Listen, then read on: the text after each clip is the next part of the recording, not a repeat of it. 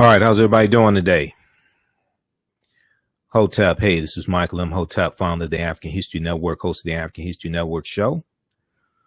It is Wednesday, June 23rd, 2021, and we are live. Hope everybody's doing well today. So I'm a talk show host, researcher, lecturer, writer, and historian, for those that don't know. And I wanted to come on and talk with you all for a few minutes to let you know about a new online course that I teach that is starting up on Sunday, July 4th, the 4th of July, Sunday, July 4th, 2021, 2 p.m. Eastern Standard Time. We have a new section of Ancient Kemet, the Moors, and the Maafa, understanding the transatlantic slave trade, what they didn't teach you in school. We have a new course starting up. This is an online course that I teach. I've been teaching it since 2017, actually. And a lot of people have been asking you. You hear about it on my radio show. I'm on 6 days a week, the African History Network show, and a lot of people have been asking and saying, "Hey, let me know when a new class is starting up because I want to take it." Well, we have one starting up Sunday, July 4th, 2021. It's going to be 2 p.m. to 4 p.m. Eastern Standard Time. Ancient Kemet, the Moors, and the Maafa, understanding the transatlantic slave trade, where they didn't teach you in school. So I'm going to do a brief overview of what we deal with in the course. This is a 10-week online course. We deal with thousands of years of history, and we deal with what led up to the transatlantic slave trade taking place as well. Okay. So when we deal with the transatlantic slave trade, we can't start in 1619 in Virginia, okay, with the 28 odd Africans on the White Lion pirate ship. We can't start in 1441 with the Portuguese going into Mauritania. We have to deal with thousands of years of history and ancient Africa, Nile Valley region of Africa, and what leads up to the transatlantic slave trade taking place, okay, to better understand this. And we have to also deal with the 800-year occupation of Europe by the Africans known as the Moors, and what the Moors take into Europe. They take the teachings from ancient Africa, especially ancient Egypt, ancient Kemet, and they take this into Europe, and this is going to bring Europe out of the Dark Ages. All right. So it's a 10-week online course that I teach, and we do the classes live. And all the sessions are recorded, so you can go back and watch it over and over again. All right. And I do a PowerPoint presentation. So we're going to go through and do an overview of it and show you some of the content in the online course. And we also have guest speakers periodically throughout the class as well. Dr. David Imhotep, who wrote the book, The First Americans Were Africans, Documented Evidence. We have him speak to the class. And I have a Saturday class that's wrapping up. We have like 3 more sessions in the Saturday class. So he spoke to my Saturday class. He wrote this book here, and this is one of the sources that I use in the course. The First Americans Were Africans, Documented Evidence by Dr. David Imhotep. So we deal with the African presence in the Americas dating back at least 56,000 years ago in South America, and at least 51,700 years ago in the land we call the United States of America. But he just spoke to my class on June 12th. My Saturday class is wrapping up. And he just spoke to the class June 12th. He talked about new archaeological evidence that shows an African presence in Central America, in Mexico, about 250,000 years ago. So we're going to have him speak to the class again. All right. I want to go to let me pull up the PowerPoint presentation. How's everybody doing? Share this broadcast on your social media platforms. Invite your friends to tune in also. So this is a 10-week online course. It's on sale, $80, regularly $130. As soon as you register, you can start watching bonus content. Okay, we're going to post a link here. And what I'm going to do is, since we have a course that's wrapping up, we're going to enroll you in the new course that starts Sunday, July 4th, but also will enroll you in the class that's wrapping up that's on Saturdays, 12 noon. So you'll be able to join us for 3 more sessions of the Saturday class. All those sessions are archived also, and you'll be enrolled for the new class as well. Okay, so this is an overview of ancient Kemet, the Moors, and the Maafa, understanding the transatlantic slave trade, what they didn't teach you in school. And this started out as a 4.5-hour lecture I did January 24th, 2014. This is how this online course started. It started out as a 4.5-hour lecture, which is about 7 years of research. Then it evolved into this online course. All right. And I'm a radio talk show host in Detroit. I'm on Monday through Friday, 11 p.m. to 12 midnight Eastern Standard Time, on 9:10 a.m. the Superstation WFDF, and Sundays 9 p.m. to 11 p.m. Eastern Standard Time. We broadcast here on our Facebook fan page, The African History Network, and my YouTube channel, Michael Imhotep, when I do the radio show live. So you can tune in 6 days a week. You can also download the iHeartRadio app. Download the iHeartRadio app, and you can listen to the radio station live and listen to my show live through the iHeartRadio app. Okay. All right. So this is the flyer, and you also see it at our website, AfricanHistoryNetwork.com, for the online course also. And when you go to our website, AfricanHistoryNetwork.com, just click on register here right on the home page, and it has the information. It'll register you for the course. So whenever I speak, I know I may say some things that are outside the circumference of some people's awareness. And there's going to be some things probably here in this preview that I say that may be outside of the circumference of your own awareness. It does not mean that it's not true. It just means you have to do some research to understand what I'm talking about. So I learned this from one of my teachers, Dr. Ray Hagins. Usually have people put their fingers together to form a circle. And I usually say something like this: the space inside this circle represents my realm of knowledge. Everything that I think I know about whatever I think I know is represented within the circumference of this circle. I must keep in mind that there's still things to know that exist outside the circumference of my own awareness. Okay.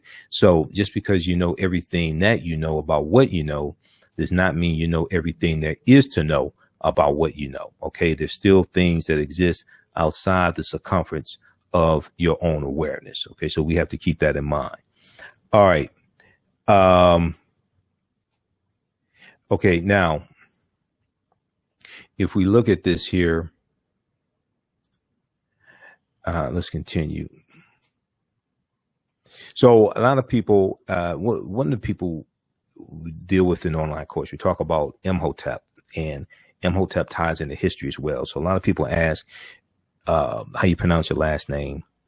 It's Imhotep. Imhotep means he who comes in peace in the ancient Middle Netter language. Okay. Imhotep was also a person, a living person. He was one of the greatest people who ever lived in human history. Middle Netter is the ancient language of the ancient Kemet II, or the ancient Kemites, or ancient Egyptians. And Imhotep was a high priest. He was a physician, architect, mathematician, designer of the step pyramid at Saqqara for Nesubiti Zoser, or Pharaoh Zoser, because Nesubiti would be the correct term for the pharaohs. And this was in the third dynasty. Designer of the step pyramid at Saqqara in the third dynasty for Nesubiti Zoser. He was also known as the world's first multi-genius. Okay. You see him living around 2780 BC to 3000 BC, somewhere between there, depending upon which timeline of history that you use. The dates may be 200 or 300 years off. Okay, something like that. But you'll see him living anywhere from 2780 BC to 3000 BC, because we know at least 130,000 years of our history has been stolen. I go with the oldest dates I can find. Okay. Now, also, I encourage people to check out this book here by Dr. Molefi Keti Asante. All right. This is the Egyptian philosophers. The Egyptian philosophers. The Egyptian philosophers, ancient African voices from Imhotep to Akhenaten. And this deals with ancient African philosophers. Ptahhotep, Imhotep, Kunanup. He goes through and lists a number of ancient African philosophers before Aristotle, Socrates, Plato, Kagimni, Sanchi. So he has a number of them. Okay. This is in ancient times. So check this out from Dr. Molefi Keti Asante. the Egyptian philosophers, ancient African voices from Imhotep to Akhenaten. All right, let's continue here. How's everybody doing? Share this broadcast on your social media platforms. Invite your friends to tune in as well. We posted the link here. You can go ahead and register for the online course. As soon as you register, you start watching the bonus content. You can watch the class that I do currently on Saturdays. That's wrapping up. We have like 3 weeks left. All that content is archived. You can start watching that, and you'll be registered for class number 1 that starts Sunday, July 4th, 2021, 2 p.m. Eastern Standard Time for the 10-week online course. So this is Imhotep. These are famous statues of Imhotep. Okay.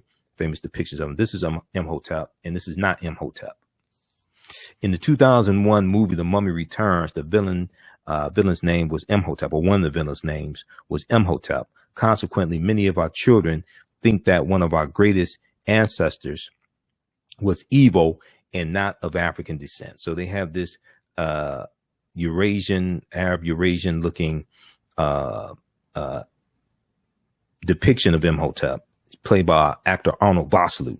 Okay, he was in the movie. He's a high priest named Imhotep in the movie. So, we have to be very cognizant and protective of the media that our children consume. Okay, because this is one of the main ways that our children are attacked. They're attacked through the media, and this is programming. All right. Okay. So right now, if you watch my show, you hear me talking about the attacks on critical race theory, the attacks on the 1619 Project. All this is taking place. Backlash from Juneteenth, attacks on Juneteenth from the right wing. All what we're going to see, all this is dealing with history. And this all ties into what's taking place right now. Almost 400 voter suppression bills in 48 state legislatures.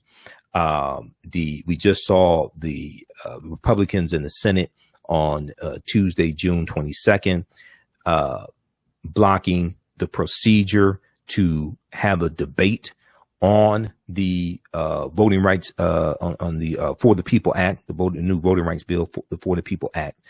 We see all these things taking place. They all tie into history. Okay. And we saw a lot of that also with the 100th commemoration of the Tulsa Race Massacre, June 1st, 1921. And then we saw it June 1st, 2021. All this ties into history as well. Okay. So these are many of the things that we deal with in the class, and we deal with how history and politics and laws intersect, how they collide. This is why we deal with a chronology of history. We're going to deal with tens of thousands of years of history and bring all this up to the transatlantic slave trade and go through the transatlantic slave trade up to the basically up to the Civil War. Okay. All right. Now I want to go through and just show you a few recent articles, and we see how all this collides, and this attack collides from Republicans, from the right, and they're trying to shut down discussions of critical race theory, shut down. And most of them can't tell you what critical race theory is, but they're trying to shut down discussions when it comes to systemic racism, teaching the history of slavery, etc. All right. And if you watch my show 6 days a week, we go through and break all this stuff down. Okay. So if we look at this here, now this article is from USA Today. Mock slave auctions, racist lessons, how U.S. history class often traumatizes and dehumanizes Black students. Okay. Mock slave auctions, racist lessons, how U.S. history class often traumatizes, dehumanizes Black students. And every February we see these slave lessons gone wrong. And even throughout the year, we hear about these lessons that are insensitive to African Americans. Slave reenactments and things like this in class, slave like board games, etc. Okay. And all this ties into history. These are things we also have to protect our children from. Now, one of the things that I use in one of the things I teach from, we use this in the class, and you hear me talk about this on my show, is this study here from the Southern Poverty Law Center, Teaching Hard History American Slavery. And this is a 52-page study that breaks down how the history of slavery is being incorrectly taught in schools all across the country, and how to more correctly teach this history. Okay. So you can download that from the Southern Poverty Law Center, splcenter.org. And it's called Teaching Hard History, American Slavery. We'll post the link here for you as well. And you can download, it's free to download. Every school district in the country should be using this, because if they did this, and then it also lays out numerous strategies and different ways to more correctly teach the history of slavery also. Okay. If school districts use this, it'll make a big difference. We'll talk about this more in just a minute here. Now, this is another article here. This is from February 10th, 2021. Republican state lawmakers want to punish schools that teach the 1619 Project. Republican state lawmakers want to punish schools that teach the 1619 Project. And what we've seen is that because of the executive order that Donald Trump did in September 2020, banning critical race theory and different types of diversity training, things like this. This is where the attack on critical race theory from Republicans really started, going back to September 2020. Critical race theory is a 40-year-old theory. It's a 40-year-old ideology that is taught not in K through 12, but is taught in graduate schools, basically graduate schools in college and law schools. It's a legal analysis. It's not taught in K through 12. So, but you hear this hysteria coming from Republicans, and you have about 20 different states that have passed some type of law banning critical race theory, and all they're trying to do is galvanize support amongst their followers, galvanize support amongst Republicans, because they're not passing or advocating from bills in the House of Representatives or the U.S. Senate that are in general beneficial to everyday Americans. So they're fighting these culture wars, fighting these culture wars, trying to galvanize support and win back the House of Representatives and the U.S. Senate in the 2022 midterm elections. Now, we know we just celebrated Juneteenth, and Juneteenth is a federal holiday now. It passed the House of Representatives and it passed the Senate because there was no opposition to it in the Senate. So it just passed. They didn't take a formal vote in the Senate, the yay or nay vote like they did in the House. Okay, there were 14 Republicans, 14 white male Republicans who voted against Juneteenth becoming a federal holiday in the House of Representatives. Check out the African History Network on Facebook and Michael Imhotep on YouTube, and you can see the broadcast I've done dealing with the real history of Juneteenth. But when we understand this history, and the more we understand about this history, the more we understand ourselves. Our history gives us our values, our interests, and our principles. This gives us a cultural paradigm we see reality through, but this influences our economic empowerment and political empowerment. This teaches us about the politics and the laws and policies that need to be put in place so we understand the past. We can better prepare ourselves for the future. Okay. And what you do for yourself, what you do to yourself, and what you allow other people to do to you and get away with is based upon what you think about yourself. What you think about yourself is based upon what you have been taught about yourself. What you've been taught about yourself is based upon everything you've read, heard, and seen about yourself. So all these laws and policies that we're advocating for, whether we talk about the George Floyd Justice and Policing Act, whether we talk about debt forgiveness for student loans, all this comes out of a historical context. And most of these things we can trace back to a legacy of slavery as well. Whether we talk about reparations and Juneteenth is directly related to reparations, repairing the damage of slavery. All this is connected. But this article here from the New York Times, and we talked about this on my show as well. This article here from the New York Times, this is from, what date is this? This is from, let me flip over and look at the article from the Times. I think this was July 16th. Okay. July 16th, 2021. Most Americans know little or nothing about Juneteenth poll finds. Most Americans know little or nothing about Juneteenth poll finds. It's about 60% of Americans know little or nothing about Juneteenth. Now, African Americans have been celebrating Juneteenth to various extents. since 1866. If 60% of Americans know little or nothing about Juneteenth, how much do they know about slavery? America must have a massive history lesson. America must have a massive history lesson. And many African Americans don't know about slavery, don't really understand the history of slavery, etc., and Reconstruction, what happened after slavery. So Americans in general are very ignorant of history. And we see this also when we look at January 19th, 2021. There was a story from CBS this morning. And they did a story how most Americans don't know what's in the U.S. Constitution. Okay. Then we look at studies from AL.com, Alabama.com. 2/3 of Americans cannot name the three branches of government. Okay. 2/3 of Americans cannot name the three branches of government. So when we go through and look at this, people's understanding of history largely influences who they vote for, the policies they support, and who they vote for political office. When you have elected officials who are ignorant of history, okay, oftentimes they're voted into office by people who are ignorant of history as well.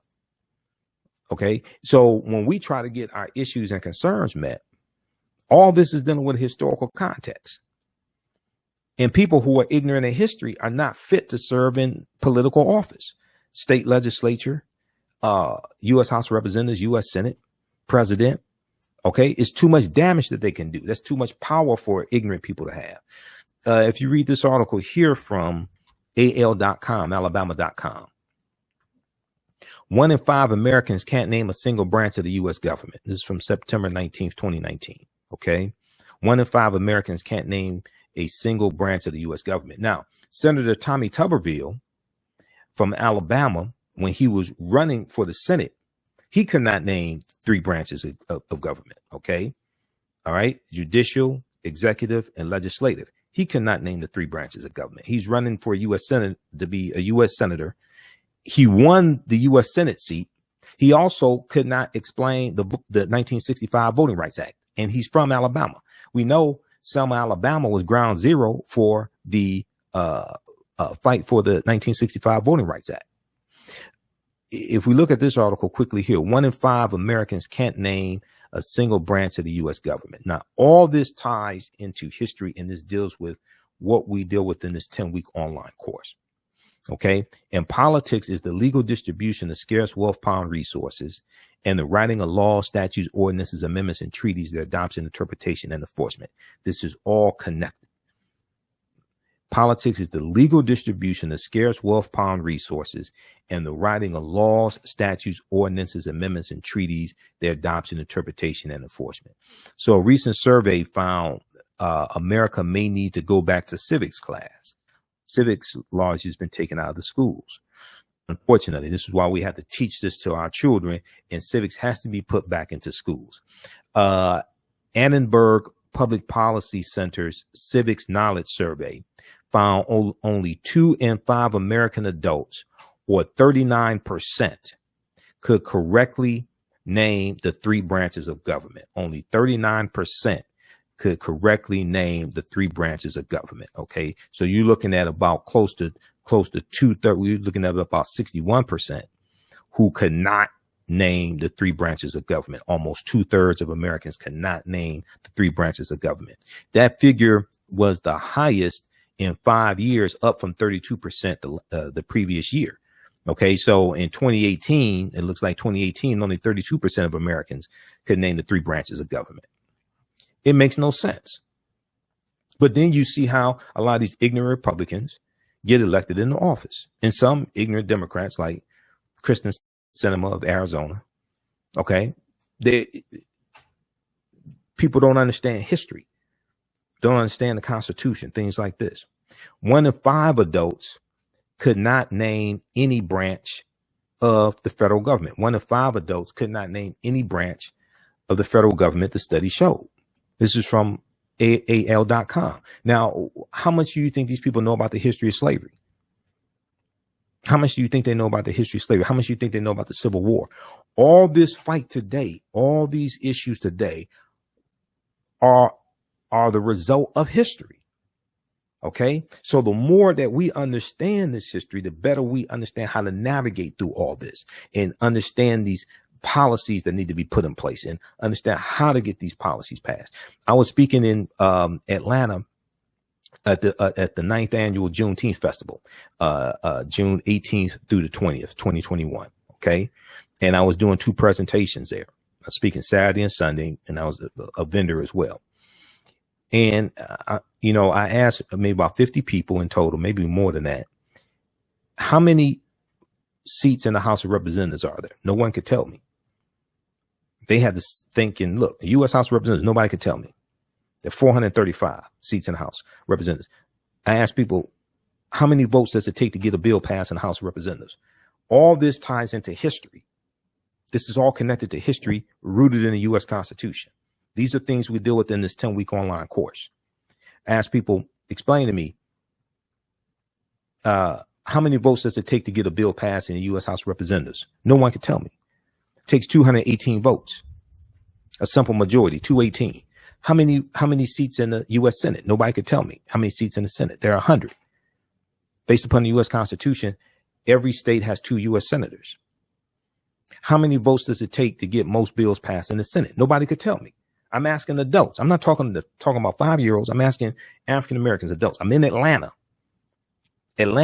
Georgia has the largest Confederate monument in the country. It's called Stone Mountain.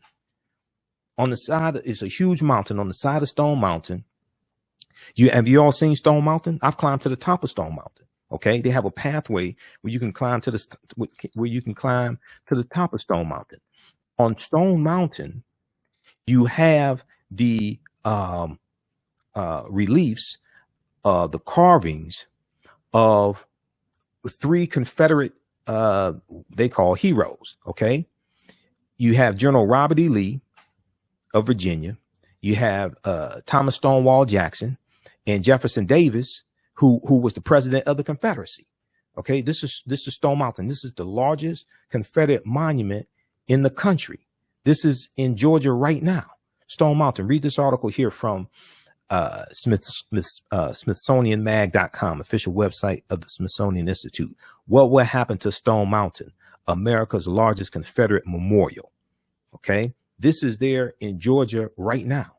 So all this deals with history, the fight to remove Confederate monuments. Okay, the fight to rename military bases that are named for Confederate soldiers and Confederate generals. And these are traitors to the Union who committed treason against the Union based upon Article 3, Section 3 of the U.S. Constitution. And they took up arms against the Union. They seceded from the Union, starting with South Carolina, December 20th, 1860, 6 weeks after Abraham Lincoln became president-elect. And he was president-elect of the Republican Party, November 1860 presidential election. And we're going to see the Civil War start the following year, April 12, 1861. When we deal with Juneteenth is directly tied to all this history. And making Juneteenth a federal holiday, if you watch my videos, I've been breaking this down. To make Juneteenth a federal holiday, what this is doing, this is forcing a national conversation about a history that Republicans are passing laws to suppress the teaching of that history in schools. This is forcing a national conversation. America has to have a massive history lesson. Americans are very ignorant of history. This is why many Americans still think that it's the Emancipation Proclamation that freed the enslaved Africans. And it was not. It was the 13th Amendment ratified December 6th, 1865, when Georgia ratified the 13th Amendment. Okay, we're going to continue. How's everybody doing here? Everybody share this broadcast on your social media platforms. I'm Michael Imhotep, founder of the African History Network, host of the African History Network show. I'm a talk show host, researcher, lecturer, writer, historian. I'm doing an overview of a 10-week online course that I teach called Ancient Kemet. This is one of the original names for Egypt. Ancient Kemet, the Moors, and the Maafa. Understanding the transatlantic slave trade, what they didn't teach you in school. Now, the Maafa is a Kiswahili term, which means our great disaster, our Holocaust. Okay. And this is a 10-week online course that I teach. We deal with thousands of years of history, and we deal with what led up to the transatlantic slave trade taking place. I'm going to post a link here. You can register for the online course right now. It starts up Sunday, July 4th, the 4th of July, Sunday, July 4th, 2021, 2 p.m. to 4 p.m. Eastern Standard Time. If you go to our website, AfricanHistoryNetwork.com, and scroll down the page, you'll see the information. You'll see information for my radio show. I'm on 6 days a week. I'm a radio talk show host here in Detroit on 9:10 a.m. the Superstation WFDF. I'm on terrestrial radio. They have us broadcasting from home because of COVID-19. And then you can click here to listen to audio podcasts of the shows as well, and the video podcasts on Facebook and YouTube. You can click here to read articles that I've written also. So this is a 10-week online course. It starts up Sunday, July 4th, and we have the flyer here as well. Okay. Click here to register here. It takes you to the next page, and click right here to enroll. As soon as you enroll, you can start watching content. Okay. So what we're going to do is, we have a class that meets on Saturdays right now that's wrapping up, and you're going to get enrolled in the Saturday class so you can start watching the content going back to class 1, and you can join us in the Saturday class, which meets 12 noon to 2 p.m. Eastern Standard Time. So you can join us for the last few sessions of the Saturday class, and you'll be enrolled in the Sunday, July 4th class that starts with class number 1. For the 10-week online course. Okay. So as soon as you register, you can start watching content. And we have an overview here of the course as well. Okay. And the class is regularly $130, on sale $80. We do the class live. All the sessions are recorded. So if you missed the class or something like that, of course, you can go back and watch it. It's all archived, not a problem. And you still have access to the course. You can still watch the content even after the course is over. So next year, you can still go back and watch this course that you registered for. I'm going to post a link here again. You can use this with your children. You can use this to educate your children as well. A lot of people are looking for content that they can use with children. I would say this class is PG-13. So your children can watch along with you if you want. Or there may be information you want to take from here and use with your children. There are books that we use in the course. Now, you don't have to buy any of the books, but there are books that we use, like some you may want to get for your own personal library, but you don't have to feel obligated to buy any of these books to follow along in class. These are 2 books that I use: Golden Age of the Moor, edited by Dr. Ivy Van Sertima, as well as Black Star, the African Presence in Early Europe by Runoko Rashidi. Runoko's a friend of mine, brilliant scholar, brilliant historian, voracious, prolific writer. He's a world traveler. He's been to over 130 countries and islands. And he has an essay in this book here dealing with the Moors. So when we deal with the Moors, these are 2 books that I use on that. For that, this is another book that I used, Before the Mayflower by Lerone Bennett Jr. This is a beat up copy, the 6th edition. Before the Mayflower by Lerone Bennett Jr. is another book that I use. We use this book here, The Declaration of Independence and Other Great Documents of American History, 1775 to 1865, edited by John Grafton. So we deal with the Declaration of Independence and the U.S. Constitution. This one, last time I checked, this is like $2. It's from Dover Books. Okay. Very inexpensive. And another book that I use is, let's see here. Another book that I use is, let me look here. Nile Valley Contributions to Civilization by Tony Browder. We also use this one here. Now, this book is out of print, but Dr. David Imhotep comes and speaks to my class live. He's a friend of mine. A lot of these scholars are some of my teachers.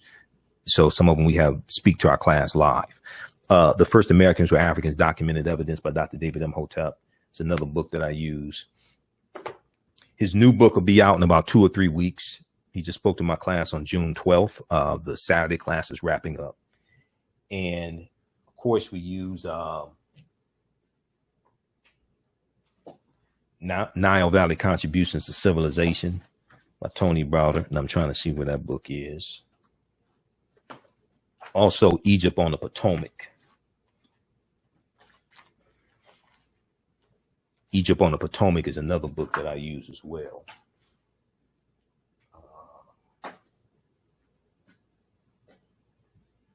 Okay, I'm not sure what those are.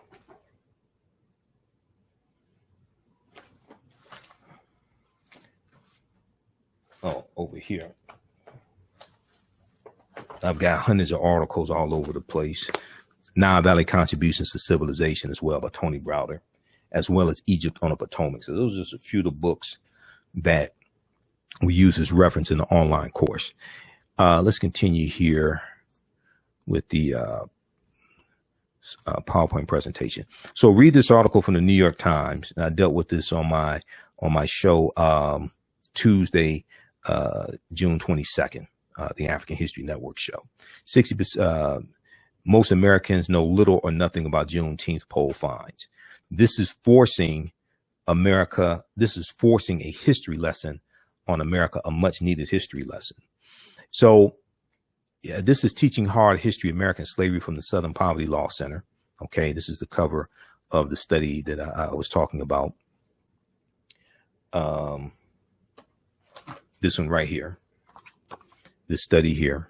And you go to splcenter.org, you can download it, splcenter.org. And this is one of my teachers, Dr. Leonard Jeffries, who I actually talked to yesterday. I sent him a video of an interview that was done with me on the Urban Information News Network here in Detroit, dealing with the history of Juneteenth and Juneteenth becoming a federal holiday. And he called me, we talked. So I'm setting up an interview with him. I've interviewed him a number of times in the past, I think about 17 times. This is one of our great Grandmaster scholars, Dr. Leonard Jeffries. And Dr. J says, whoever controls the images controls your self-esteem, self-respect, and self-development. Whoever controls the history controls the vision. Okay, this is why we have to fight for against negative stereotypical images of African Americans as well, because these images are also exported around the world, and this ties into history as well. Okay, now when Dr. Leonard Jeffries and Professor James Small teach, two of my teachers, and if you listen to my show, you've heard interviews I've done with them over the years, they talk about the pyramid principle. Okay, now here's the pyramid of Khafre at Giza. And the pyramid has three sides. Okay, the foundation is African history and culture. It's African history and culture. It gives us our foundation. It gives us our values, our interests, and our principles. And this influences our political empowerment as well. Okay, our values, our interests, and our principles. This gives us a cultural paradigm that we see reality through. And this influences how we engage in economics. Okay, do we use European capitalism to engage in economics, or do we use African concepts of economic empowerment, which are the co-ops, the cooperatives? Okay, which are concepts that we brought with us from Africa. If you read Collective Courage by Dr. Jessica Gordon Nimhart, Collective Courage, which deals with a history of cooperative economics and the co-ops that we had. Where's that book? Collective Courage. Right here. Collective Courage by Dr. Jessica Gordon Nimhart. This deals with the co-ops that we had, even during slavery. The things like the Free African Society of 1787, the Colored Merchants Association, founded about 1928, which comes out of the Negro Business League, the National Negro Business League, and the Colored Merchants Association was an association of African-American grocery store owners. The Colored Farmers Union, founded in 1886 in Texas, which grows to have about 1.2 million members. It's probably the largest co-op that we had. We have a deep, rich history of economic empowerment, but that's tied to the co-ops, the cooperatives, where the members are also owners, part owners. Probably the most well-known type of cooperative is a credit union. Okay, a credit union that comes from the co-ops. And this concept of cooperatives are concepts we brought with us from Africa. Okay, so we have a deep, rich history of this, but a lot of people don't know this. We were doing things like raising money for people who were in slavery, buying them out of slavery, You have benevolent societies raising money for burial costs for African Americans. We have a whole deep, rich history of cooperative economics.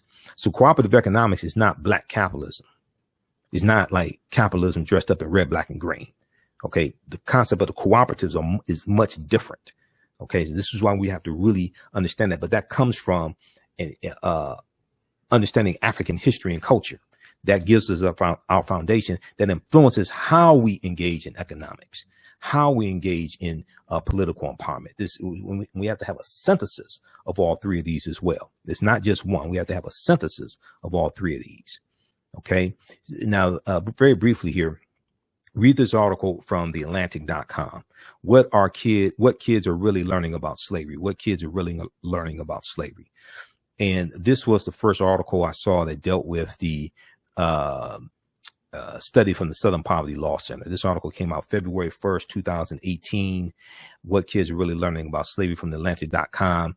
And in the study, Teaching Hard History American Slavery from the Southern Poverty Law Center, they did a survey of 1,000 high school seniors about what they know about the history of slavery.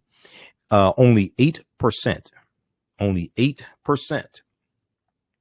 of high school seniors surveyed could identify slavery as the central cause of the Civil War. Only 8%. Fewer than 1/3, or only 32%, correctly named the 13th Amendment as the formal end of U.S. slavery. Only 32% knew this. Now, what this means is that most likely their parents didn't teach them, and probably their parents don't know either. Americans are very ignorant of history. When we deal with issues and policies pertaining to us, they come from a historical context, a legacy of slavery, Jim Crow segregation, housing segregation, different things like this. And we have to have people who understand history, or at least are willing to learn history, to be able to understand the importance of these policies and why they need to vote yes as opposed to no on policies pertaining to us. But we also have to understand this as well, because many of our people don't understand history. Half our people still think Willie Lynch historically existed. Willie Lynch never historically existed. Number one, not only did Willie Lynch not exist, the Willie Lynch letter has been proven to be a fraud. The Willie Lynch letter 1712. There are words in the Willie Lynch letter that didn't even exist in the early 18th century. And the syntax, the sentence structure of the English vernacular was different in the early 18th century than it is in the 20th century or the 21st century, late 20th century, 21st century. Dr. Kwabena Ashanti came out and admitted he wrote the Willie Lynch letter about 1970. It's a fraud. And Willie Lynch never historically existed. That's why you don't hear any abolitionists talking about Willie Lynch, or you don't find Willie Lynch anywhere in history.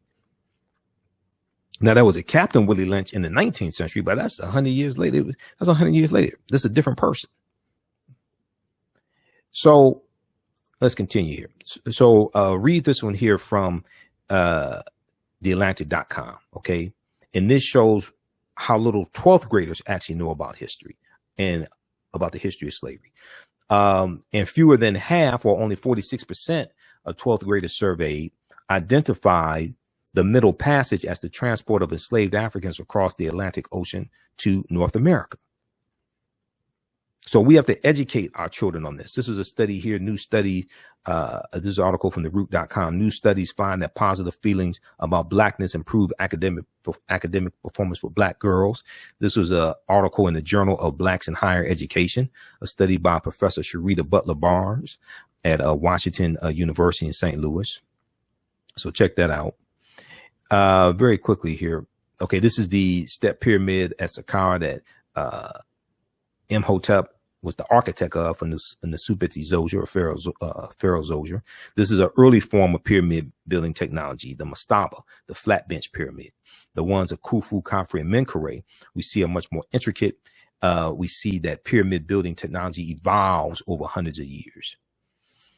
So here are some more of the things that we deal with in the online course. Okay. How's everybody doing today? How you all like this type of information? Share this broadcast on your social media platforms. Invite your friends to tune in also. We deal with what was the transatlantic slave trade. Okay. And once again, I do a PowerPoint presentation. We have book references, articles, video clips, etc. We do a what was the transatlantic slave trade. And I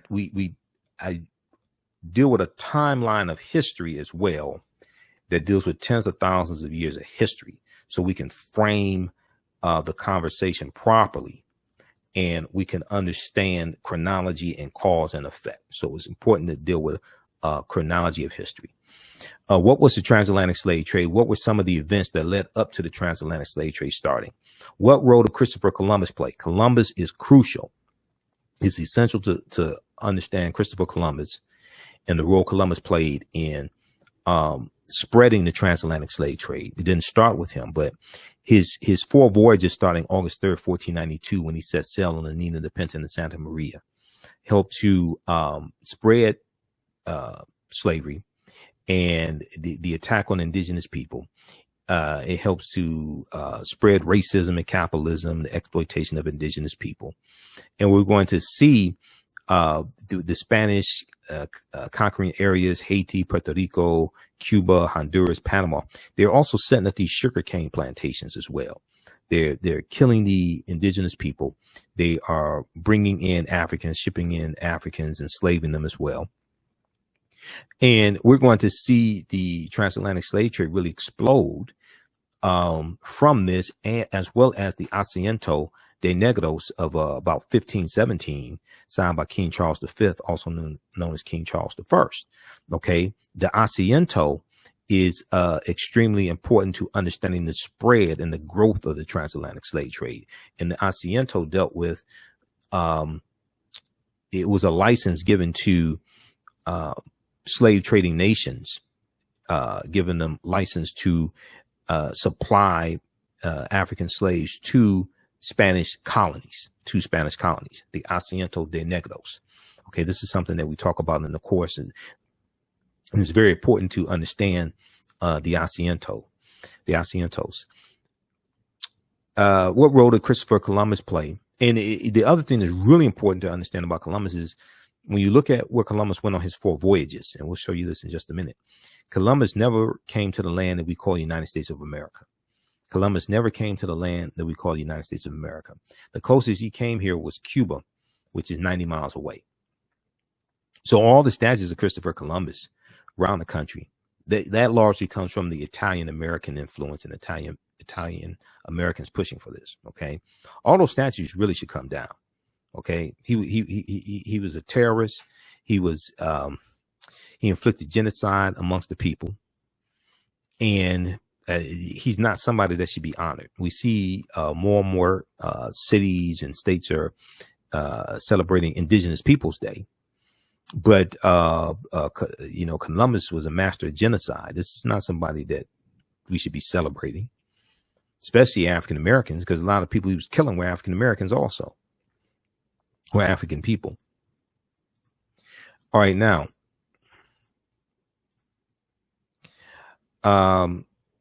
we deal with when did Africans first come to the U.S. as slaves, as enslaved Africans. And I know there's a whole lot of focus on 1619. Okay, a lot of focus on 1619. 1619 in Virginia did happen, but African people were in this land going back tens of thousands of years before 1619. Okay, this is something that is important to understand. Even when you just look at the Spanish taking Africans into the area that we call South Carolina, they were doing that in 1526. This is 93 years before Virginia. Okay, 93 years before Virginia. And when we look at Juan Garrido, and we talk about this, when we look at Juan Garrido in 1513 coming into Florida with the Spanish conquistador Juan Ponce de Leon. Juan Garrido was of African descent. He was born in West Africa around 1480. So Juan Garrido, we know this may be the first African we know of by name. We know he was here in 1480. Okay, that's before 1526. And that's in Spanish territory, Florida. Okay, so this is long before 1619. So this is why we have to understand this chronology of history. And it's important to know that African people did not first come to this land conquered by Europeans, shackled in chains either. We deal with, did Africans sell themselves into slavery? We deal with that complicated history. Were African people in America before the slave trade? Yes, we were. Okay. Yes, we and when you read the first Americans were Africans documented evidence, and this is why this is one of the sources I use in the class. We were in this land before Native Americans came into existence. We were in this land before Native Americans came into existence also. Okay. The first Americans were Africans documented evidence by Dr. David Imhotep. African people of Khoisan have the oldest DNA on the planet. They come from Southern Africa. They go all around the world. And they were in this land as well, the short-statured Africans, okay? The short-statured Africans, ancestors to the Anu and the Twa. There's a article from face-to-faceafrica.com that deals with the Khoisan, and let me pull this up here from face-to-faceafrica.com, because see, in the course, what we do is show you how to connect all these things together. These news articles that you see, we show you how to connect all this together. And then we also decode symbols as well. There's a symbol encyclopedia that I use. So I encourage people to get a symbols encyclopedia. Mine is right here. Signs and Symbols, an illustrated guide to the origins and meanings. Signs and Symbols, an illustrated guide to the origins and meanings. This has 2,000 symbols in it from around the world. Okay, 2,000 symbols. It decodes them, and symbols are related to culture and history. The first page is Heru out of ancient Kemet. Okay, that's on the first page, Heru out of ancient Kemet. And then we look at, on the front, we see different symbols from the Medu Neter. Okay, we see the Eye of Heru, we see a pyramid. And then on the back, we see some of those same symbols. Then we see the Ankh, the African key or African symbol of eternal life, the Ankh. And we know that plays a part in the story of Asar, Aset, and Heru. And Aset being impregnated with the virgin, the virgin Aset being impregnated with the baby Heru, who's going to be born on December 25th. All this is connected. This comes out of ancient African mythology, spiritual systems. This is all connected. All right, now. So this article here from Amazon, from dealing with Amazon.com. This is from face-to-faceafrica.com. Africa's oldest ethnic group fights to keep ancestral land away from Amazon reach. Amazon.com reach. This is from June 4th, 2021. This is a Khoisan man. Amazon is looking to build its new African headquarters in Cape Town, South Africa, in a project that will take between 3 and 5 years.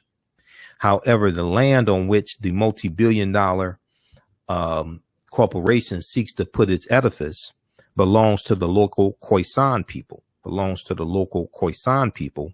reputed to be the oldest existing people in the world. Read the rest of this article here, dealing with the Khoisan. Okay. These are the short-statured Africans. They're the ancestors to the Anu and the Twa. They go all around the world, and they were here in this land as well. All right. How y'all like this type of information? We're going to post the link again here so you can register for the online course. This starts up Sunday, July 4th, the 4th of July, as Dr. Shaka Musa Baron Shango called it, the 4th of July. He wrote the books African People and European Holidays and Mental Genocide, book 1 and book 2. So when you go to our website, AfricanHistoryNetwork.com, scroll down the home page and you'll see the information for our radio show. Scroll down, you'll see the information for the online course. Okay, and we have a flyer here. Click right here for register here. Takes you to the next page. Click on enroll. As soon as you enroll, you can start watching course content. And like I said, we have a class on Saturday that's wrapping up. We have like 3 more sessions of the Saturday class.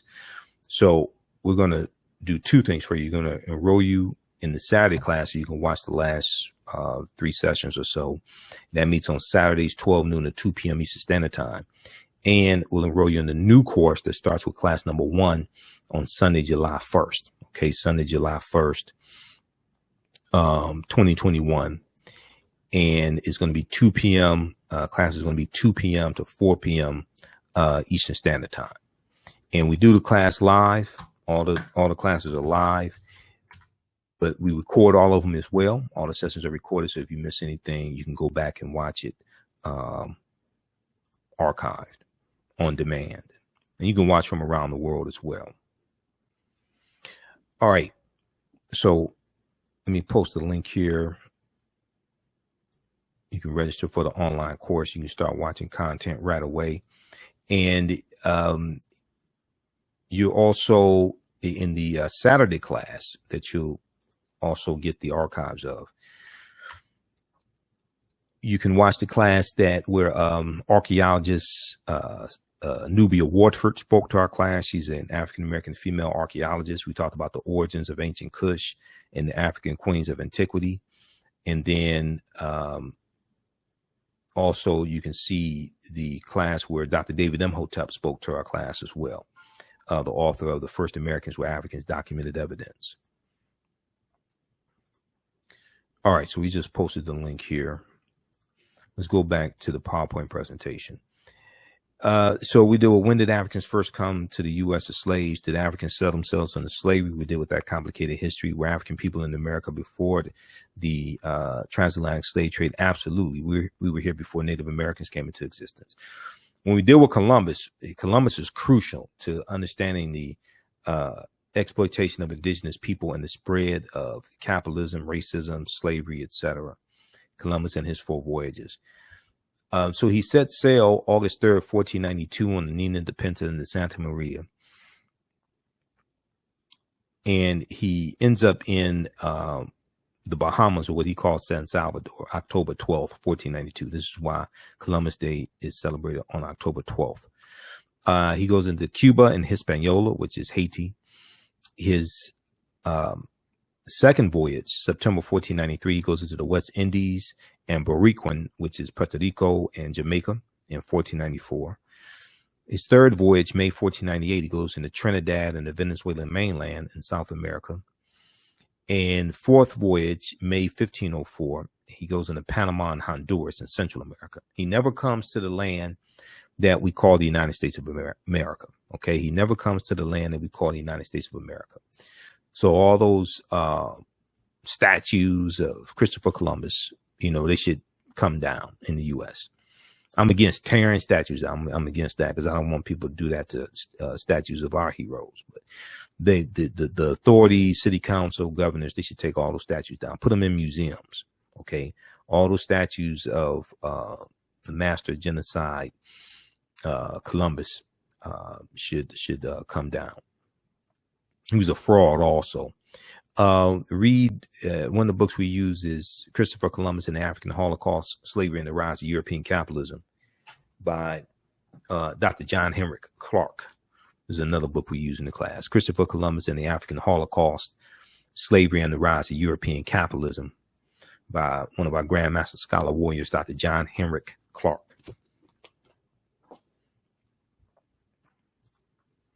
All right, let's continue here quickly.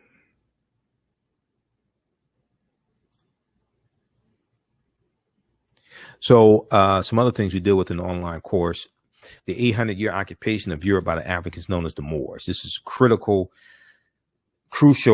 to understanding the transatlantic slave trade, understanding this history. Okay.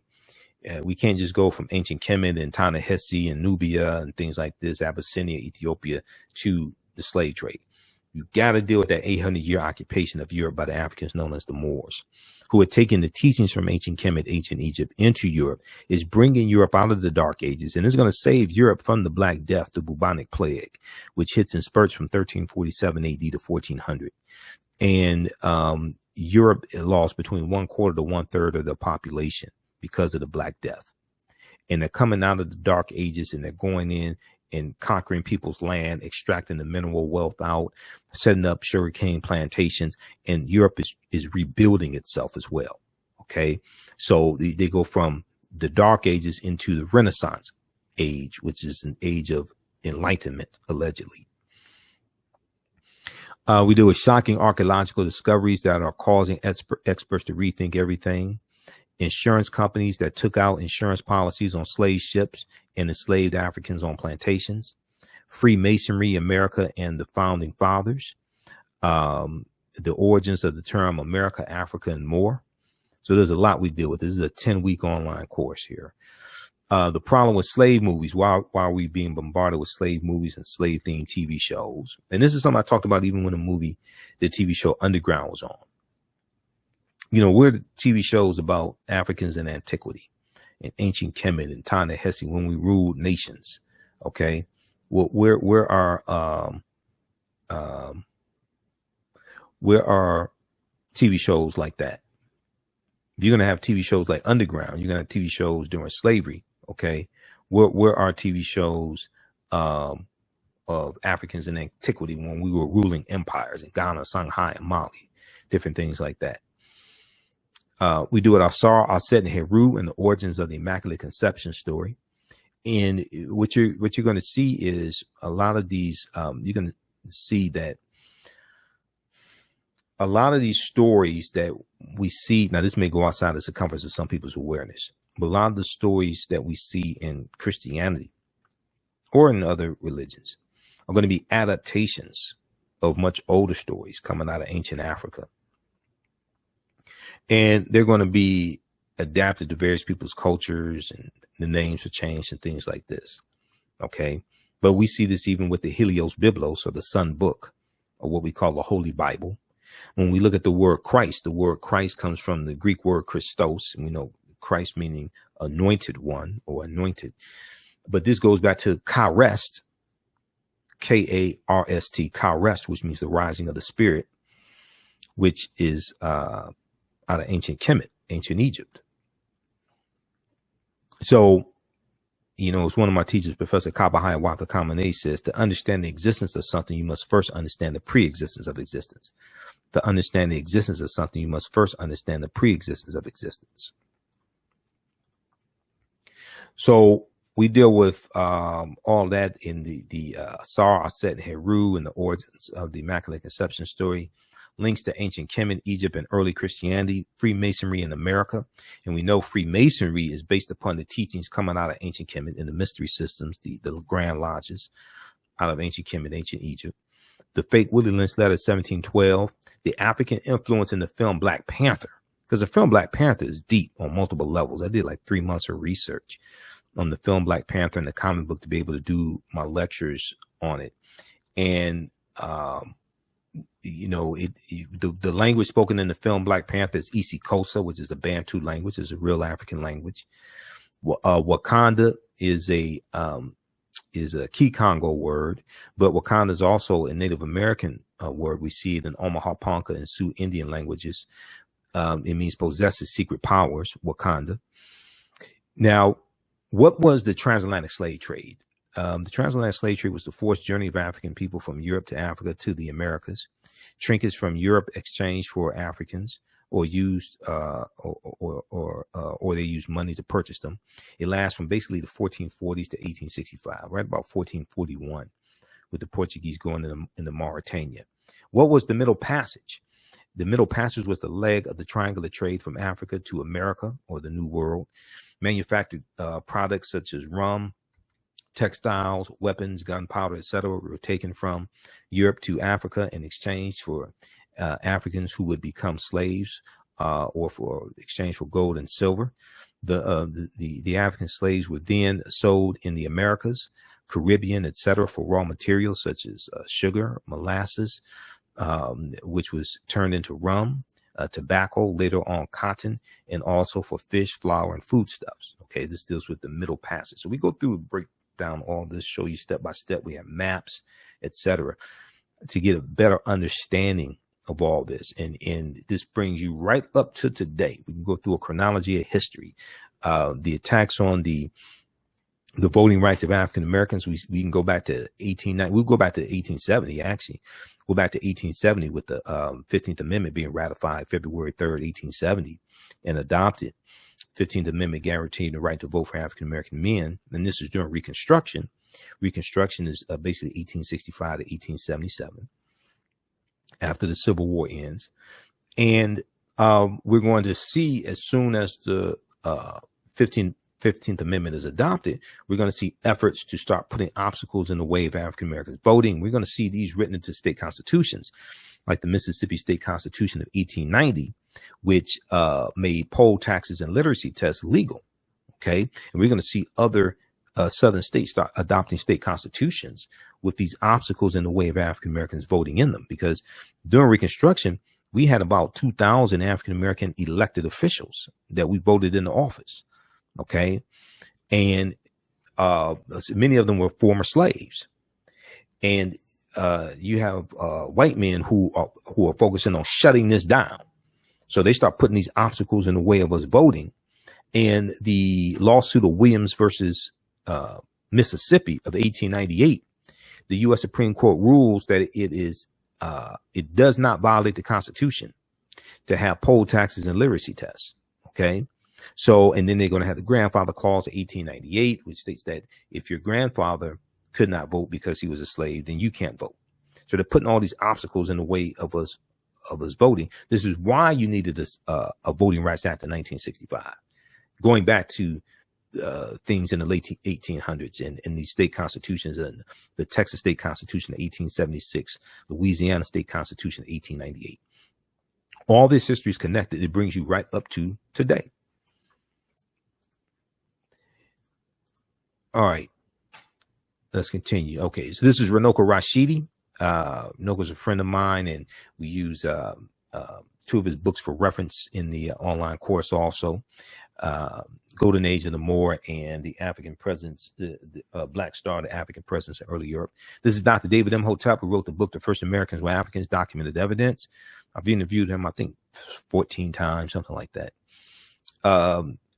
His book has 713 footnotes and deals with the African presence in the Americas dating back at least 56,000 years ago and 51,700 years ago in the land we call the United States of America. Page 14 of his book deals with a discovery in Allendale County, South Carolina from 2004 that Dr. Albert Goodyear made. Okay, that Dr. Albert Goodyear made. And Dr. Albert Goodyear is an archaeologist at the University of South Carolina. They found 13 different types of evidence fairly documenting an African presence in South Carolina, dating back at least 51,700 years ago. 13 different types of evidence. They found artifacts, architecture, campsites, carvings, Egyptian writings, footprints in lava, genetic M174D haploid groups dealing with DNA and genetics, linguistics, skulls, skeletons, structures, and tools, okay, and paintings. Linguistics, paintings, skulls, skeletons, structures, and tools. They found 13 different types of evidence, thoroughly documenting an African presence in the Americas dating back at least 51,700 years ago. This is before Native Americans came into existence, and these were the Khoisan, who I just showed you a picture of also. Now, this is Dr. Albert Goodyear, okay? And Dr. Albert Goodyear is a white archaeologist at the University of South Carolina. This is an article from ScienceDaily.com from November 18th, 2004. All right. How's everybody doing? Share this broadcast on your social media platforms. Invite your friends to tune in as well.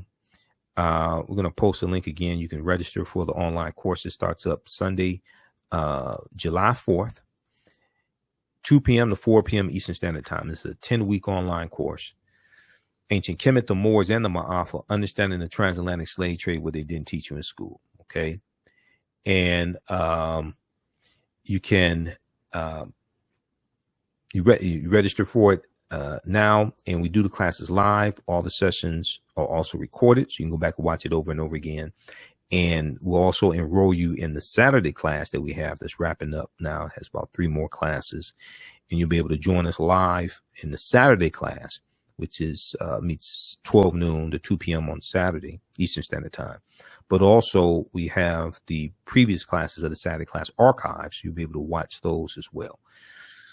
This article here from ScienceDaily.com, which is a scientific website, and it has archaeological discoveries, different things like that. There's an article entitled "New Evidence Puts Man in North America 50,000 Years Ago." November 18th, 2004, ScienceDaily.com. Here's a summary of what the article says. Radiocarbon tests of carbonized plant remains where artifacts were unearthed last May along the Savannah River in Allendale County by University of South Carolina archaeologist Dr. Albert Goodyear indicate that the sediments containing these artifacts are at least 50,000 years old, meaning that humans inhabited North America long before the last ice age. Okay, these were the Khoisan. This is before Native Americans come into existence. This is a summary. This is not my summary. This is the summary from ScienceDaily.com about the discovery in 2004 that Dr. Albert Goodyear made. And we go through and we look at numerous recent archaeological discoveries that are just mind-blowing. And when these new discoveries come out, the scientists, the paleontologists are saying we have to rethink everything. There was one, the lost city of Egypt, the Golden City, dates back 3,000 years ago. But they're saying that we have to rethink everything. We have to push the timelines back. Okay. You know, Juvenile had a song Back That Thing Up, like 1998, 1999. When these new discoveries come out, they keep having to back the timelines up. They keep having to back these things up. So the deeper they dig, the blacker the planet gets, the more research they do, the older we get. And these archaeological discoveries are coming out, you know, every other week, something like that. This is Dr. David Imhotep. He was interviewed on WKRP in Cincinnati, Channel 5. Let me play an excerpt of this interview. Just 1 second. This gives you some more background information because a lot of people don't know this information. I should say, and we have a picture of the book too. It's the first Americans were Africans, and we were talking about Dr. Ivan Van Sertima because I remember back in the 1980s, my dad took me to hear him. He came here to Cincinnati, and his book was "They Came Before Columbus," and he talked about how Africans were here. He had a lot of, great research information, and so it was just kind of eye-opening. But we haven't heard a lot about that recently. So tell us how you got involved here. I'm showing that Africans not only came for Columbus, they came for the Indians. You're going even farther back. I'm going farther back, at least 56,000 years old. Okay, now we've got a graphic up here about 130,000 years ago. Yeah, well, they sailed over here. And when I lecture, people say, well, wait a minute, humans weren't sailing along, they weren't boating 130,000 years ago. And I beg to differ. Last year, New York Times quoted the BBC, and they wrote an article on how in Crete they have found a stone industry of stone tools dating back to at least 130,000 years. And Crete has been an island in the middle of the Mediterranean for 5 million years. So they had to sail, and it was a continuous civilization, which means they were going back and forth. They knew how to navigate. So if they got to Crete 130,000 years ago, it's easy 70,000 years later that they could make it to the Americans at 6,000. Right. That's really, how did you even get back to this research? I mean, this is just, did you start by reading They Came Before Columbus, and then you expanded on that research? Yeah, you see, 36 years ago, Dr. Van Sertima's book came out, and this information is piled on for 36 years. So many different things, so many cutting-edge articles and things have been found since then. Well, and tell us a little bit about these Africans who came before the Indians, before Columbus. Okay, they came here, and they were first. They came to Piedra Fiorita, which is southeastern Brazil. You'll see that that's the closest point from Africa to South America. And by canoe, a fellow, a navigator who was a doctor, who wanted to prove that it could be done just in a canoe. And he set out in a canoe with a supply ship, but it did not touch him. He had a canoe with no oars, no paddle, no sail, nothing. He just sat there, and the currents took him straight from Africa to here. You've heard about people, if you throw a bottle in the water with a note, it'll come over. Yes, there are rivers in the ocean, currents, and it took him 52 days only. So you put a large sail on that vessel, and you get here in less than a month. So it's definitely possible. We know that. It's physically possible. Absolutely. Yeah. And so what part of Africa were the Africans from who came to Brazil? Well, the DNA, the Genome Project found that the earliest ones, the ones that they found in Tierra del Fuego, in the very tip of South America in 1874, 1876, were the short Africans, the Khoisan, who spoke clicks like that. The gods must be crazy did a movie on it. Yeah, I remember that, yeah. Yes. So they have about the Coca-Cola bottle selling, yeah. Yes, they have the oldest DNA and the oldest language on the planet, and they were all over. Oh, wow. All over all three Americas, as well as Asia. Well, have they done any DNA tests in Brazil to see that? Yes, they have. The Genome Project went all around the world. There were 100,000 people participated. Wow. Taking DNA swabs. And so first we know that it's possible to get over here by canoe. And second of all, the DNA from that group of Africans is in Brazil. The most important thing, not to forget, to ask me, well, I will tell you that. Where do the Native Americans come from? Well, we've always been taught that they came across the Bering Straits from Asia. This is true, but they did not come until 3000 BC. There is no evidence of them coming before 3000 BC. So for 53,000 years, there were nothing but Africans in North, Central, and South America. Wow. When they come over 3000 BC, those two groups, the Africans and the Mongolians, get together, the Asians, get together, and their children are the Native Americans. Wow. This is why the Native Americans do not look Chinese. They are a little different than Chinese. Right. Okay, so that was an excerpt from 2011.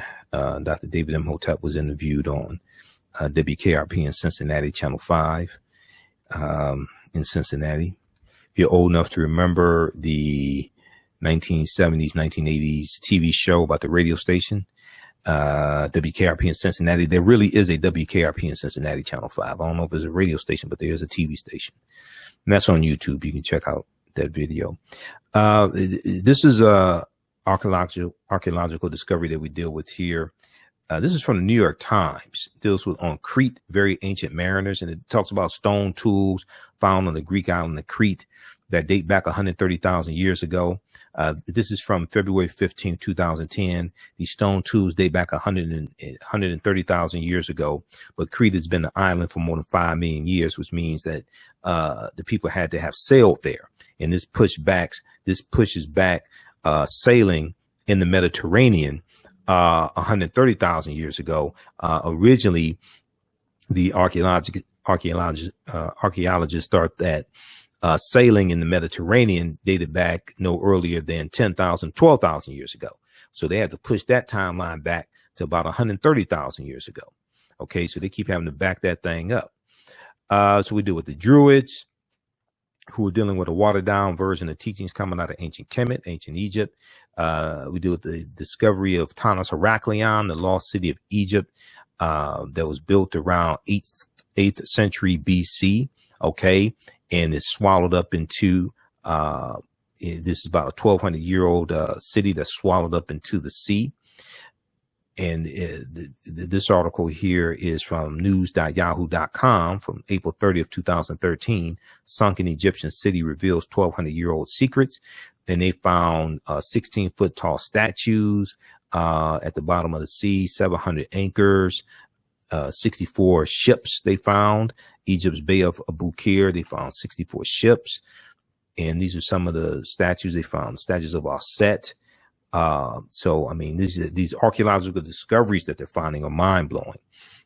This deals with the 3,000-year-old lost golden city of Egypt. This discovery just came out April of 2021. So these discoveries are endless. All right, now, so these are just a few of the things that we deal with in the online course. Ancient Kemet, the Moors, and the Maafa, understanding the transatlantic slave trade, what they didn't teach you in school. This is a 10-week online course that I teach. We deal with thousands of years of history and what led up to the transatlantic slave trade taking place. And then when we look at, lastly, we look at something like this here, Egypt of the West. And Browder talks a lot about this in Egypt on the Potomac. But we look at the symbolism, and we look at the Washington Monument. The Washington Monument is a Tekken, it's an ancient African symbol of resurrection coming from the story of Asar, Aset, and Heru, who the Greeks called Osiris, Isis, and Horus. And there are about 1,200 Tekkenu all throughout ancient Kemet. Today, there are only about 12 or so left. And so the Washington Monument is a Tekken. The Greeks call it an obelisk. But we see this symbol also in Freemasonry. And we know Freemasonry is based upon teachings coming out of ancient Africa, especially the Nile Valley region of Africa. So if we look at the word Freemasonry, and this comes from Egypt on the Potomac by Tony Browder, the word Mason is derived from the Latin words mass and sun. Mason means child of light and expresses the desire to pursue light, which is a metaphor for the sun, which symbolizes knowledge. The term child of light or sons and daughters of light was first used to identify students who had completed 42 years of study in the temples of ancient Kemet, ancient Egypt. Many Masonic temples were modeled after the temples of ancient Kemet, places where light or knowledge was imparted in a series of steps or degrees, So when we look at the origins of liberal arts colleges, we see this is coming from the temples and the mystery systems in ancient Kemet. And if you read Stolen Legacy by George G.M. James, Stolen Legacy, he deals with the 7 liberal arts. Stolen Legacy by George G.M. James, and he deals with the 7 liberal arts and the trivium and the quadrivium and the rhetoric and the logic and arithmetic, things like this.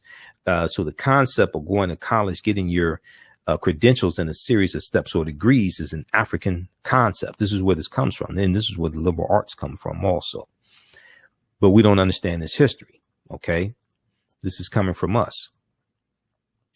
And historically, the concept of light was associated with knowledge. Okay. In school, if you have a child that's smart, you may say that's a bright child, B-R-I-G-H-T, associated with light. If it's a child that's not bright, you may say that's a dim child or dim-witted child. If you see a cartoon and the cartoon character, Doc McStuffins or Tom and Jerry or Mickey Mouse, whatever it is, Paw Patrol, my daughter likes Paw Patrol. If they have an idea, a light bulb may go off over their head, okay, to signify that they have an idea or a good idea, a bright idea, right? And so when we look at Europe in the Dark Ages, and Europe gets cast into the Dark Ages with the fall of the western portion of the Roman Empire in 476 AD, when the Vandals and the Visigoths come down and crush the western portion of the Roman Empire, it casts Europe into a period of darkness. This is ignorance. This is a period of ignorance, okay? Hundreds of years of ignorance, the Dark Ages. So all this deals with history and ties into ancient Africa. Look at pages 18 and 32 of Egypt on the Potomac by Tony Browder. Now, 50 of the 56 signers of the Declaration of Independence were Freemasons, and 13 of the 39 signers of the U.S. Constitution were Freemasons. 4 of the first 5 U.S. presidents were Freemasons, and there have been 14 Freemasons who have been U.S. presidents also. Here's a famous statue of Asar, Aset, and Heru, who the Greeks called Osiris, Isis, and Horus, and Aset was the virgin. Okay, who and you're going to find out that the Immaculate Conception story is thousands of years older than we thought, thousands of years before it resurfaced in the Helios Biblos, the Sun book, with the Virgin Mary and the baby Jesus. This may go outside the circumference of some people's awareness, but the letter J did not exist until 1630 AD. The letter J is derived from the letter I. The letter J is derived from the letter I.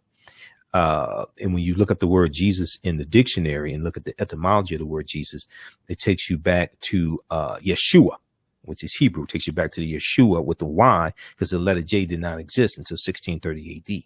You can go to maybe like Britannica.com and look up the letter J, and it tells you the origins of the letter J. The letter J comes from is derived from the letter I. And in the historical origin of Christianity by Dr. Walter Williams in chapter 9.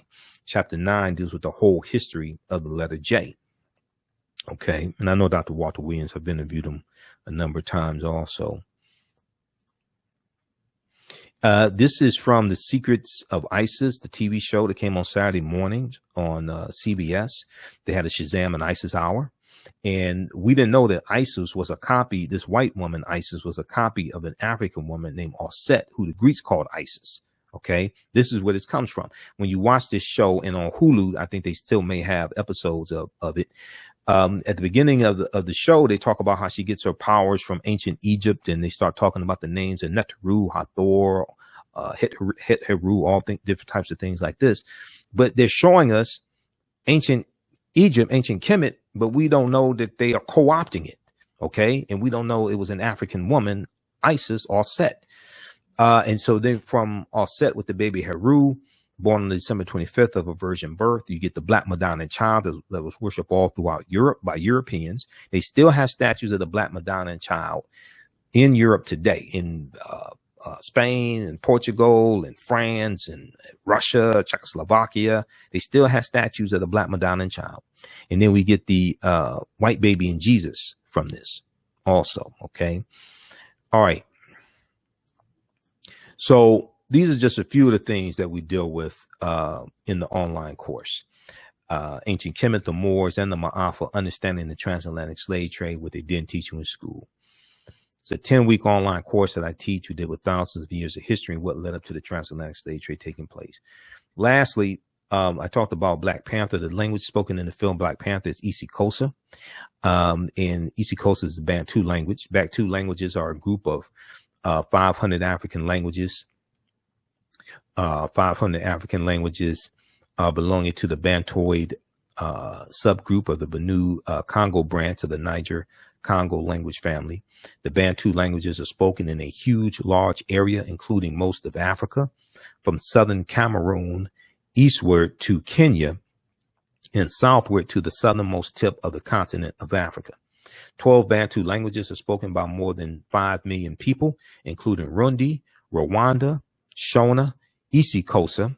Isikosa is the language spoken in the film Black Panther, also called Kosa, and Zulu or Amazulu.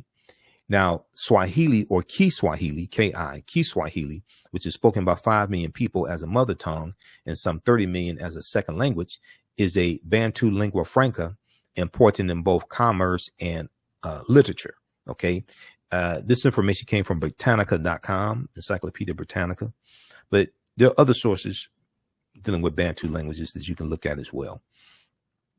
And as I said, the word Wakanda is a very ancient word.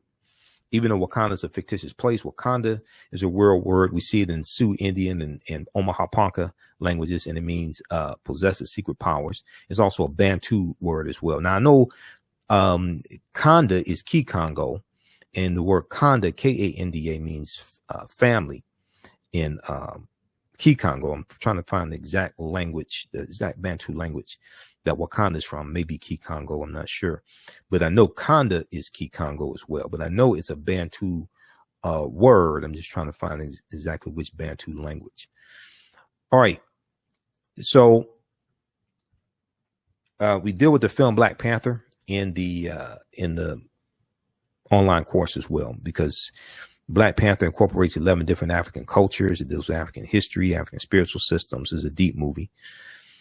And the Wakanda salute comes straight out of ancient Kemet. It's the position of the Nsubitis or the pharaohs.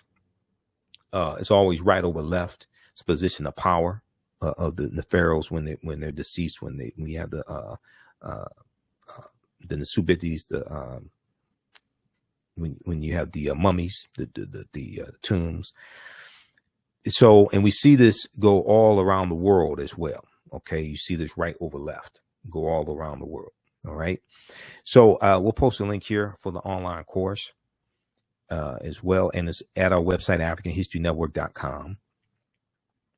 And we do the classes live. The class starts Sunday, July 4th, 2 p.m. to 4 p.m. Eastern Standard Time. We're going to also enroll you in the Saturday class that's wrapping up. That meets on Saturdays, 12 noon.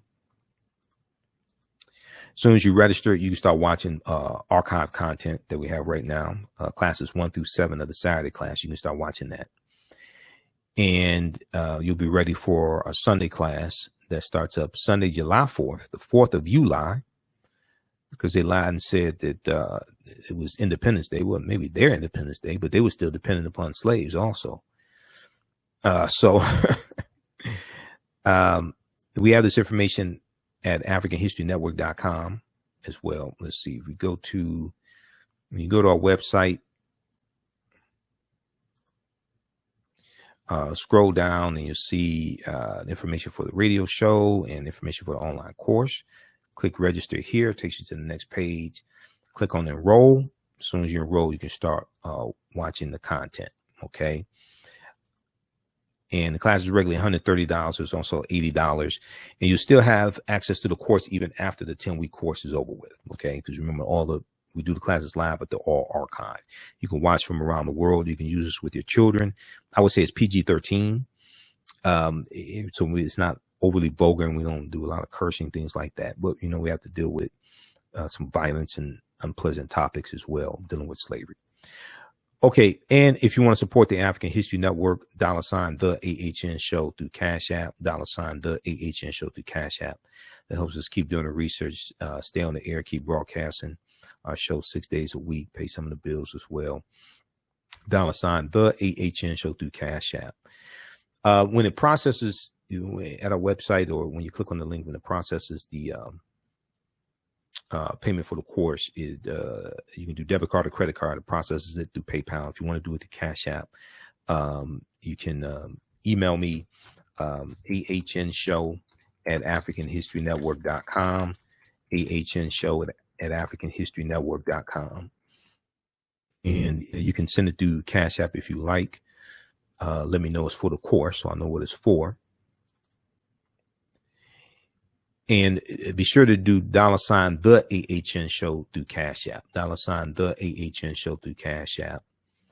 And it says, it'll say Michael, and it'll show my picture there, because, I created this chart here because somebody set up some fake Cash App accounts, some fake African History Network Cash App accounts, and they've been stealing money from us. So I already reported them to Cash App.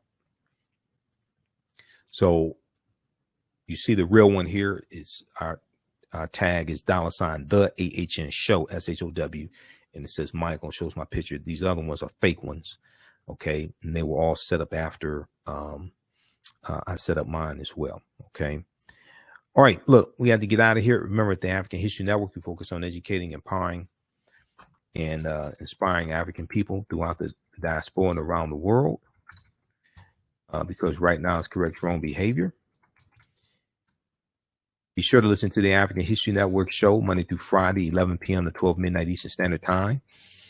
We broadcast here on our Facebook fan page, The African History Network, The African History Network, and my YouTube channel, Michael Imhotep, IMHOTEP, and we're on 9:10 a.m. the Superstation WFDF in Detroit. You can download the iHeartRadio app and listen to the show live. And then also, that's at 9:10 a.m. WFDF. Listen on iHeartRadio. And you can search for the African History Network show on iHeartRadio. They have about 300